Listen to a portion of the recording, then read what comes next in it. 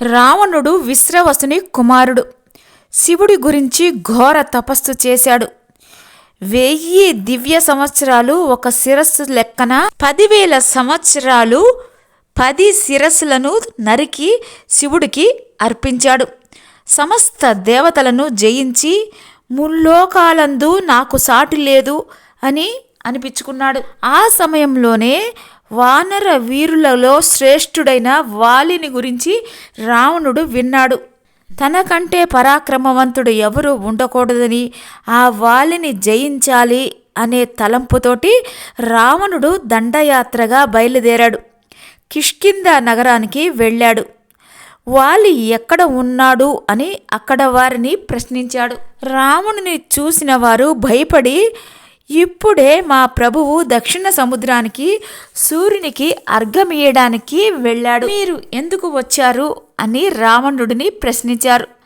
రావణుడు గర్వంతో, మీ ప్రభువు బల పరాక్రమాలు పరీక్షించదలిచి వచ్చాను, నా ప్రతాపాన్ని చూపిస్తాను అన్నాడు.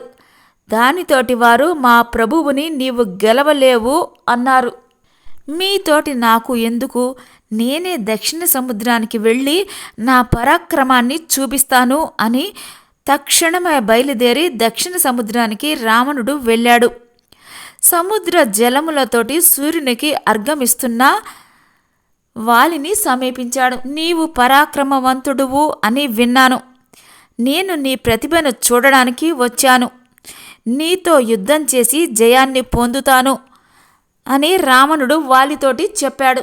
రావణుడు సూర్యదేవత ఆరాధనకి అడ్డం వస్తున్నాడని భావించి వాలి వాడిని పట్టుకొని చంకలోకి చిక్కించుకున్నాడు. రావణుడిని అలాగే నొక్కిపట్టి క్రమంగా 4 దిశల సముద్ర జలాలతోటి సూర్యునికి అర్ఘ్యాన్ని ఇచ్చాడు. తర్వాత రావణుడిని కింద పడేశాడు. దాంతోటి రావణుడు గడగడలాడి వాలికి చేతులు జోడించాడు. నన్ను మించిన మొనగాడు లేడు అని గర్వపడ్డాను. నిన్ను జయించాలి అనే కోరికతోటి వచ్చాను. నీ పరాక్రమాన్ని చూడక్కర్లేకుండా నీ భుజబలముతోటే నన్ను ఊపిరాడక గిలగిలా కొట్టుకునేట్లు చేశావు. ఇంతటి వీరుడివైన నీ సహాయాన్ని నేను కోరుతున్నాను అని రావణుడు చెప్పాడు.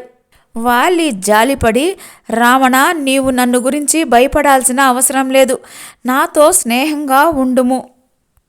నీకు ఆపదలో నన్ను కోరితే ఏ సహాయాన్నైనా చేస్తాను అని వాలి చెప్పాడు. అప్పటి నుంచి వాలి రావణుడు స్నేహంగా ఉండసాగారు.